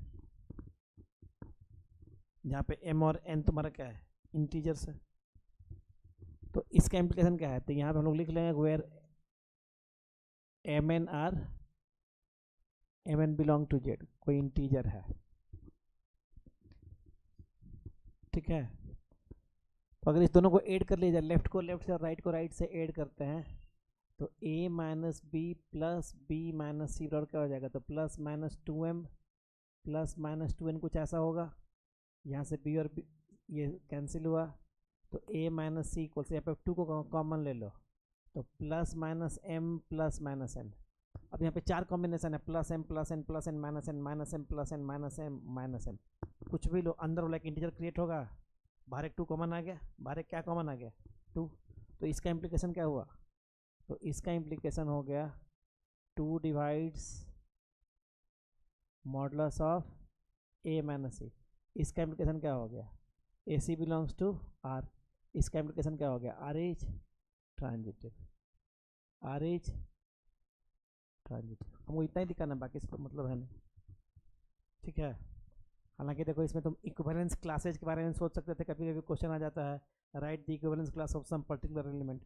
तो 2 से डिविजिबिलिटी की बात होगी तो आपस में कौन कौन रिलेटेड होगा, तो 2 4 6, एक सेट होगा 2 4 6 जो आपस में रिलेटेड होगा, और एक सेट होगा 1 3 5. तभी डिफरेंस क्या होगा, 2 से डिविजिबल नहीं. तो 2 4 6 और 1 3 5 दोनों म्यूचुअली क्या है, डिसजॉइंट सेट्स है ना. क्लियर, चलो आया क्या समझ में, कि हमको खाली अगर ट्रांजिटिव दिखाना है तो हम ऐसे ही दिखाएंगे, ट्रांजिटिव दिखाना है तो हम ऐसे ही दिखाएंगे.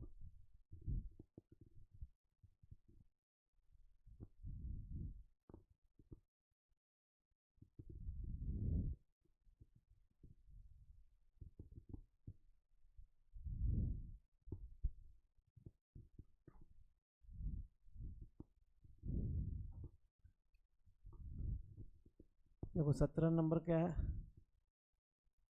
तो साइन कॉट इनवर्स 3/4. तो कुछ नहीं करना है, केवल देखो कॉट इनवर्स के बगल में क्या लिखा होता है, तो हम लोग समझेंगे उसको b/p. क्या समझेंगे, तो b का वैल्यू 3 दिया हुआ है, p का वैल्यू 4 दिया हुआ है, तो h का वैल्यू कितना होगा, 5 हो जाएगा. तो साइन इनवर्स हम लोग लिखेंगे p/h, तो p का वैल्यू 4 है, तो कॉट इनवर्स को साइन इनवर्स में चेंज करेंगे तो क्या लिखेंगे, p/h. तो p का वैल्यू 4 और h का वैल्यू कितना हो जाएगा, तो साइन साइन इनवर्स. आंसर कितना हो जाएगा, सही है नहीं. ठीक है,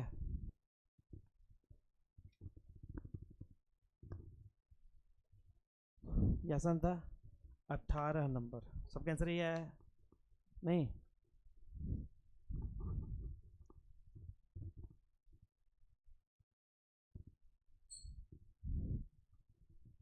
तो ये देखो ये क्या है, डायरेक्शन कोसाइंस है. तो चूंकि ये डायरेक्शन कोसाइंस है, इसका मैग्नीट्यूड कितना है, तो 1/4 प्लस 1/9 प्लस n². इसका मैग्नीट्यूड 1 होगा, तो 1/4 प्लस 1/9 प्लस n² का वैल्यू हो गया 1. एलसीएम लिए तो n² इक्वल टू कितना हो जाएगा, तो 1 माइनस, अब यहाँ पे हो गया 36, 4 गुना 9, 9 गुना 4, ये हो गया 1 माइनस 13/36. तो 36 माइनस 3, 33 के 23 आया, ये 23/36, तो n का वैल्यू आ गया प्लस माइनस रूट 23/6 आया आंसर हम लोग का। अब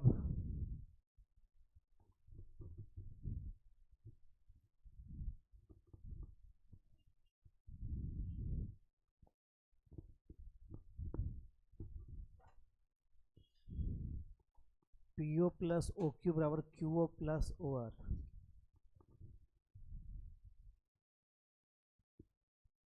PO प्लस OQ बराबर QO प्लस OR। ये बड़ा क्लियर है, तुमको दिख रहा है कि O पे इसका हेड है और इसका टेल कहाँ पे है, O पे। तो P2O एंड O2Q मतलब ट्रायंगल ऑफ वेक्टर एडिशन से कुछ और नहीं, वेक्टर PQ है। मतलब ट्रायंगल ऑफ वेक्टर एडिशन से कुछ और नहीं वेक्टर। बहुत ज़्यादा एक्स्ट्रा सोच लिया क्या इसमें, हमको यही लग रहा था, एक बार हम चेक किए तो ठीक है। तो देखो Q2O एंड O2R, तो ये वेक्टर क्या है QR, और पॉइंट Q दोनों में ही कॉमन है। तो PQ इक्वल सम लैम्डा टाइम्स QR। एक वेक्टर मान लो तुम्हारा ऐसे, ये PQ है, एक वेक्टर ये PQ है और दूसरा वेक्टर क्या है QR है नहीं, और वेक्टर PQ बराबर 1 टाइम्स QR है। तो लैम्डा टाइम्स QR का कॉन्सेप्ट आ गया, तो इसका इम्प्लीकेशन क्या हो गया। तो points PQ and R are, यहाँ पे लैम्डा का वैल्यू 1 लिख लो, एंड R आर कोलिनियर। इस फॉर्म में आया कि नहीं है, ये PQ equals lambda times QR हो गया, तो तीनों पॉइंट क्या हो गया, कोलिनियर हुआ। ठीक है, इसके बाद वाला जो क्वेश्चन है ये तुम लोग से बन ही गया है, इसको रेडिकल फ्री करना है। तो यहाँ पे स्क्वायर रूट है, यहाँ पे क्यूब रूट है, तो दोनों को एक साथ रेडिकल फ्री करने के लिए क्या करेंगे, तो एक्स का वैल्यू क्या मान लेंगे, t टू द पावर। तो यहाँ से मेरा dx/dt कितना हो गया, तो 6t to the power 5 dt। अब ये मेरा इंटीग्रल कितना हो गया, तो 6t to the power 5 dt, ऊपर हो गया ये dx, इसको t टू द पावर 6 का स्क्वायर रूट दे t क्यूब्ड हो जाएगा, t टू द पावर 6 का क्यूब रूट दे कितना हो जाएगा, टी स्क्वायर हो गया, 6 कॉमन है बाहर आया, यहाँ पे टी स्क्वायर को कॉमन लिए, एक्स हमारा यहाँ पे टी क्यूब्ड था, यहाँ पे एक्स का वैल्यू टी टू पावर 6 का, यहाँ पे एक्स का वैल्यू टी टू पावर 6 रखे थे और स्क्वायर तो टी क्यूब ही होगा ना, सही तो है। तो टी स्क्वायर कॉमन लिए तो यहाँ पे कितना हो गया, तो ये कैंसिल हो गया, देखो ऊपर कितना हो गया, तो ऊपर हो गया तुम्हारा टी टू पावर 3। अब ऊपर का डिग्री ज़्यादा है, नीचे का डिग्री क्या है कम, तो तुम चाहो तो इसको ऐसे लिख लो कि एक 1 घटा दिया, सीधे डिवीजन का ये केस बन रहा है, सीधे सीधे ये डिवीजन का केस बन रहा है, लेकिन हम लोग क्या किए कि एक 1 घटा दिए, एक 1 जोड़ दिए, तो पहला वाला तो फैक्टराइज हो जाएगा, टी प्लस 1 करना है ना, यहाँ पे प्लस 1 जोड़ो और 1 घटाओ, तो एक 1 जोड़ दिए तो टी प्लस 1 का एक फैक्टर उसके अंदर क्रिएट हो जाएगा। तो ये वाला हो गया तुम्हारा पूरा, अगर हम लिख दें तो एक फैक्टर हो गया T plus 1 into T square minus T plus 1 और डिवाइडेड बाई टी प्लस 1 यहाँ पे भी होगा, और minus 1 divided by T plus 1 यहाँ पे भी होगा। दो पार्ट में स्प्लिट हो गया, तो स्प्लिटिंग के बाद इसको ऐसे लिख लो, तो क्या बच गया, T square minus T plus 1 यहाँ पे इतना बचा, और minus 6 times 1 by T plus 1, हम लोग का इतना ही आया ना। तो इसका हो गया t cubed by 3 minus t square by 2 plus t, और वहाँ पे हो गया log mod t plus 1 plus c. अब जहाँ जहाँ टी है, टी के बदले क्या लिखेंगे, टी किसको माने थे, तो टी हो गया एक्स टू द पावर 1/6, तो ये हो गया टी हो गया एक्स टू द पावर 1/6, तो 1/3 times x to the power 1/6 का whole cube minus 1/2 x to the power 1/6 का whole square plus x to the power 1/6 minus 6 times log of x to the power 1/6 x to the power 1/6 plus 1, simplify कर देंगे, यही answer है।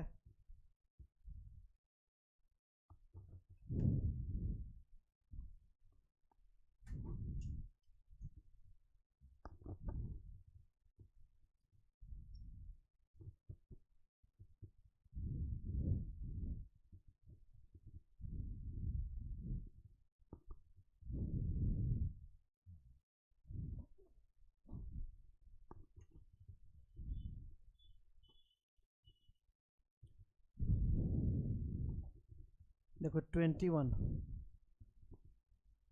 so that f of x equals greatest integer of x is not differentiable at x equal to 1। तो हम लोग 1 पे right hand derivative 1 पे left hand derivative निकालेंगे और देखेंगे दोनों का वैल्यू बराबर आता है कि नहीं आता है।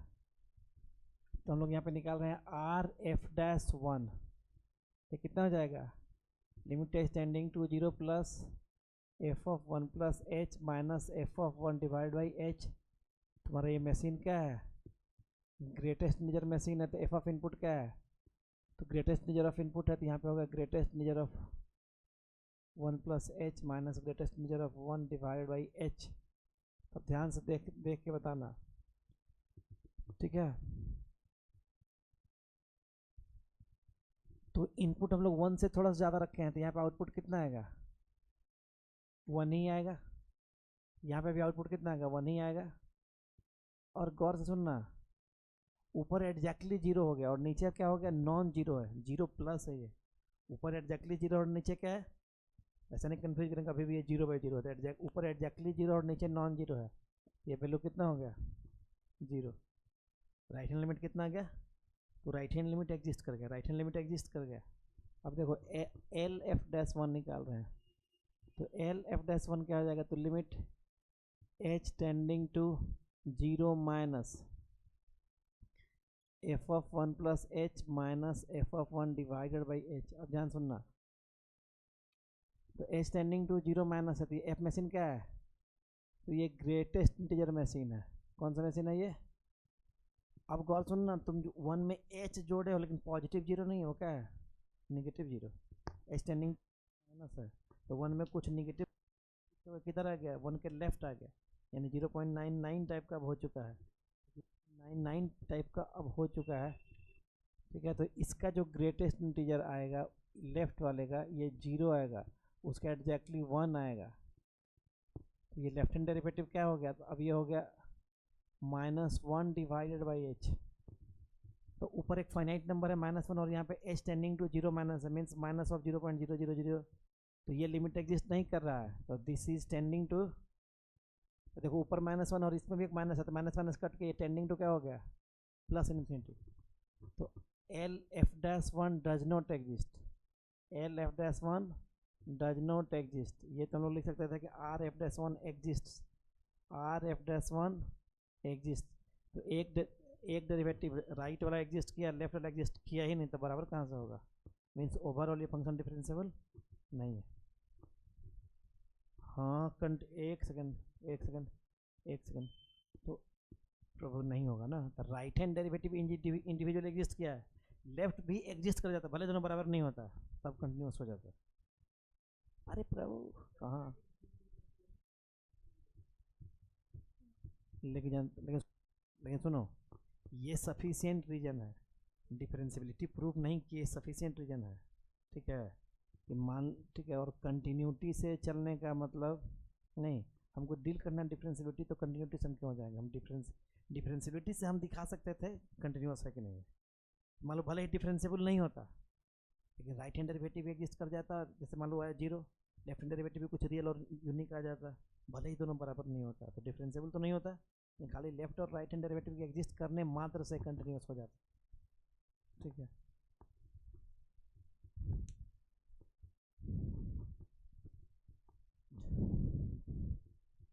कंप्लीट कर देते हैं, फिर अपना पढ़ने जाना, जिसको एक्स्ट्रा जरूरत रहेगा उसको थोड़ा सा कुछ थ्योरी पढ़ाएंगे, है ना।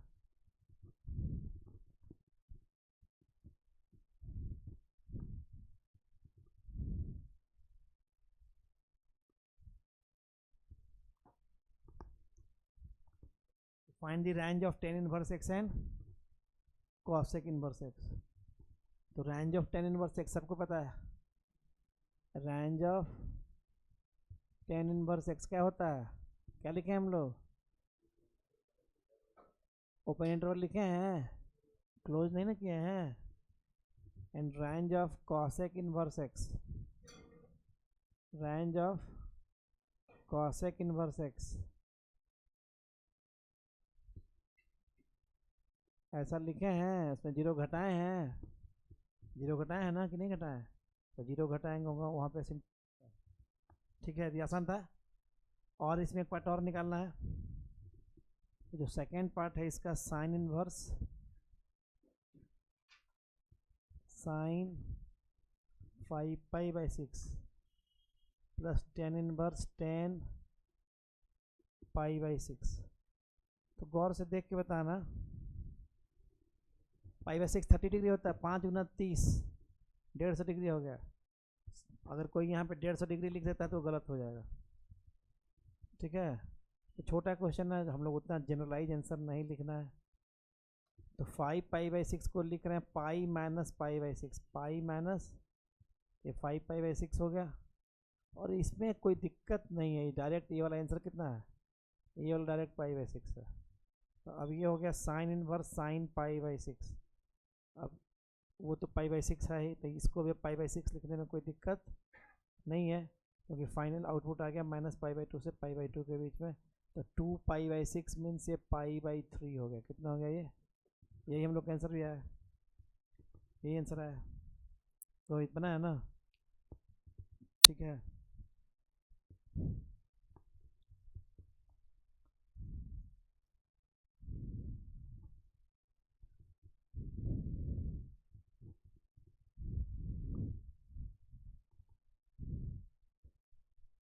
अब देखो क्वेश्चन नंबर 23, ये बना लिए हम लोग।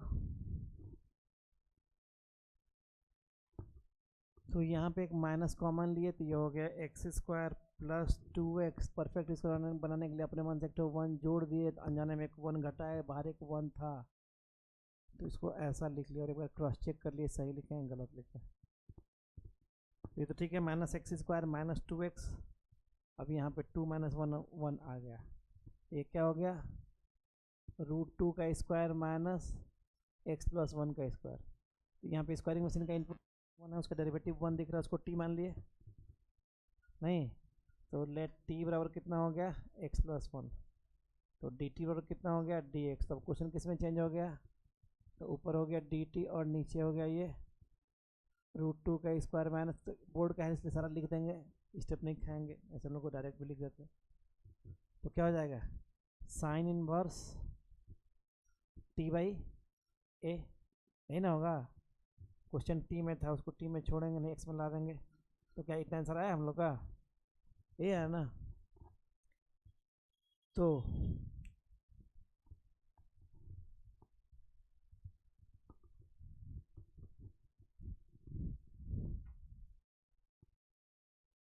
Question number 25, if a equals i cap plus j cap plus k cap, तो 24 होगा ना, हाँ 24। Question number 24, if cot inverse cos x, if cot inverse cos x equals sec tan inverse a divided by under root b square minus a square, then find the value of a। तो कुछ नहीं करना, यहाँ पे cot inverse है, यहाँ पे cot cos inverse x है, x है, और वहाँ पे sec tan इनवर्स x है। तो ये जो cos इनवर्स x है, इसको cot इनवर्स x में चेंज करते हैं। तो ध्यान से देखो, cot cos इनवर्स x, तो cos इनवर्स के बगल में जो लिखा होता है उसको b/h पढ़ लो। तो b है x, h है 1, तो p कितना हो गया, √1 - x²।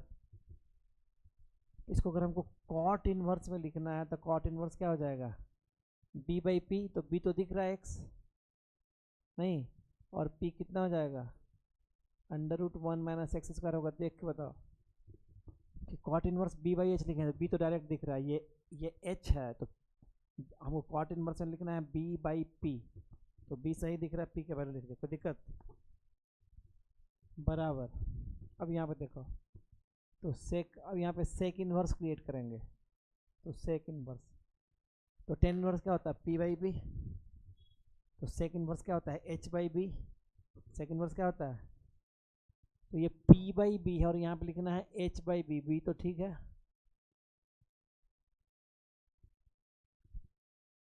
अब ऊपर लिखना है h।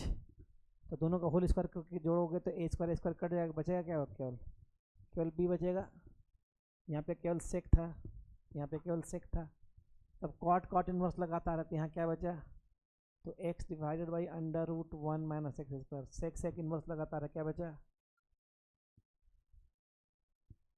नहीं होल।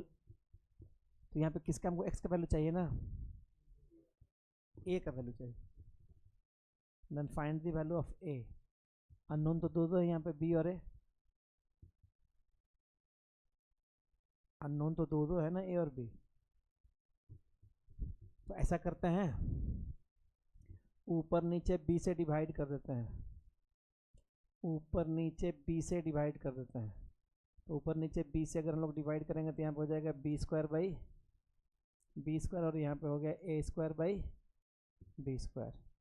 ये हो गया x divided by under root square, और ये हो गया 1 divided by under root 1 minus a square by b square. यही आया ना, ऊपर नीचे b से डिवाइड करने पे।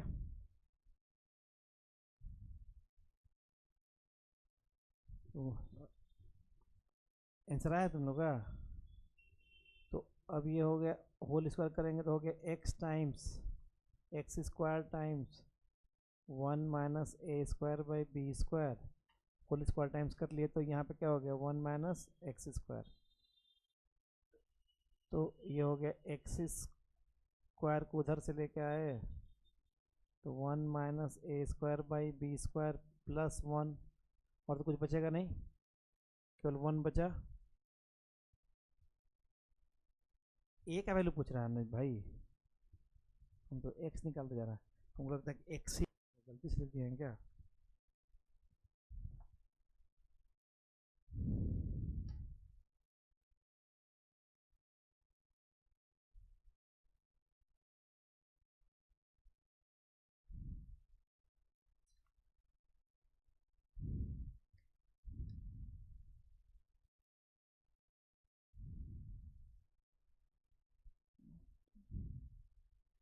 Then find the value of x है ना, then find the value of क्या है, एक्स है। तो प्रभु ए नहीं है, find the value of x है। तो एक्स स्क्वायर का वैल्यू कितना आ गया, तो 1 divided by 2 minus a square by b square, यानी b square divided by 2b square minus a square, ये एक्स स्क्वायर आ गया। तो एक्स इक्वल्स प्लस माइनस के साथ लिख देंगे, ठीक है।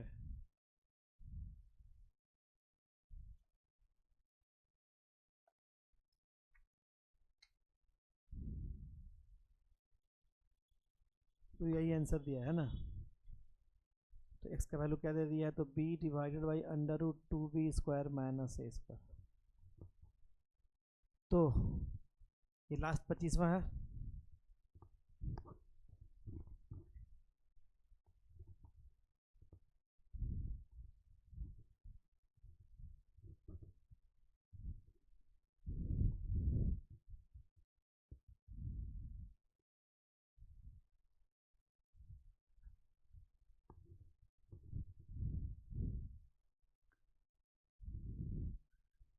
तो देखो, तो ये लिखा होना a equals i cap plus j cap plus k cap, and b equals कितना है, j cap minus k cap. Then find the value of vector c such that a cross c equals b and a dot c. तो c unknown है, तो vector C को हम लोग क्या करेंगे, तो लेट सी इक्वल्स ले लो एक्स आई कैप प्लस वाई जे कैप प्लस सी, एक अननोन वेक्टर है। तो गिवन क्या क्या है, तो ए क्रॉस सी इक्वल्स बी, तो निकालेंगे हम लोग ए क्रॉस सी। तो यहाँ पे लिख लिए आई जे के, ए का कंपोनेंट्स है 1 1 1, ए का कंपोनेंट्स है 1 1 1, और सी का कंपोनेंट है एक्स वाई जेड। तो ए क्रॉस सी का वैल्यू इसमें दिया हुआ है बी के बराबर, उसको बाद में इक्वेट करेंगे, पहले निकाल रहे हैं। तो आई कैप टाइम्स से कितना हो गया, ये हो गया जेड माइनस वाई, माइनस जे कैप टाइम्स कितना हो गया, तो ये हो गया जेड माइनस एक्स, ये हो गया z minus x, plus k cap times क्या हो गया, तो ये हो गया वाई माइनस एक्स। कोई समस्या नहीं है। ये हो गया z minus y times i cap plus x minus z times j cap plus y minus x times k cap. ये हो गया ए क्रॉस सी। अब देखो ए क्रॉस सी बराबर बी दिया हुआ है, एंड नाउ या as a cross c equals b, as a cross c equals b, तो यहाँ से z minus y times i cap plus x minus z times j cap plus y minus x times k cap बराबर b का value दिया हुआ है ए cross सी बराबर B, और बी का वैल्यू दिया हुआ है j cap minus k cap. यहाँ से कॉफिशिएंट इक्वेट किए तो आई कैप वाला उधर टर्म ही नहीं है, तो यहाँ से क्या हो गया जेड बराबर वाई। जे कैप का कॉफिशिएंट 1 है तो एक्स माइनस जेड बराबर कितना हो गया 1, और वाई माइनस एक्स बराबर हो गया -1। तो ये तुम्हारा एक रिलेशन यहाँ पे आ गया। अब ए डॉट सी का वैल्यू 3 है, तो ए डॉट सी का वैल्यू 3 है, तो ए तुम्हारा दिया हुआ है, ए दिया हुआ है आई cap plus j cap plus k cap, dot C दिया हुआ है व्हाट, सी क्या दिया हुआ है, एक्स वाई जेड अननोन था। हाँ मतलब एक्स वाई जेड अननोन हम लोग मान लिए थे, एक्स वाई जेड सी को, ये 3 है, तो यहाँ से डॉट कितना आ गया x plus y plus 2z। हाँ जी, हाँ यहाँ पे z है ना, ये हम 2 पढ़ लिए इसको, तो x plus y plus z equal to कितना हो गया 3। अब यहाँ से वेरिएबल घटाओ, किसी एक वेरिएबल में लिखो, तो y के बदले z लिख दिया जाए और x के बदले क्या लिख दिया जाए 1 प्लस जेड लिख दिया जाए, तो सब कुछ जेड में ही आ जाए, या सबको x में ही चेंज कर लो। तो x के बदले यहाँ से लिखते हैं, x के बदले लिखते हैं जेड प्लस 1, और यहाँ से y के बदले क्या लिख लिए z, और z को z ही रहने दिए। यहाँ से कितना हो गया 3z बराबर हो गया 2, तो z का वैल्यू हो गया 2/3 और z का वैल्यू 2/3 हुआ, तो y का वैल्यू भी कितना हो गया 2/3। अब y का, अब यहाँ पे z का वैल्यू 2/3 रख लिए, तो x का वैल्यू कितना हो जाएगा, तो 1 प्लस 2/3, तो कितना हो गया, तो जो मेरा वेक्टर c है वो कितना आ गया, तो 5/3 आई कैप प्लस 2/3 जे कैप प्लस 2/3 के कैप हो गया।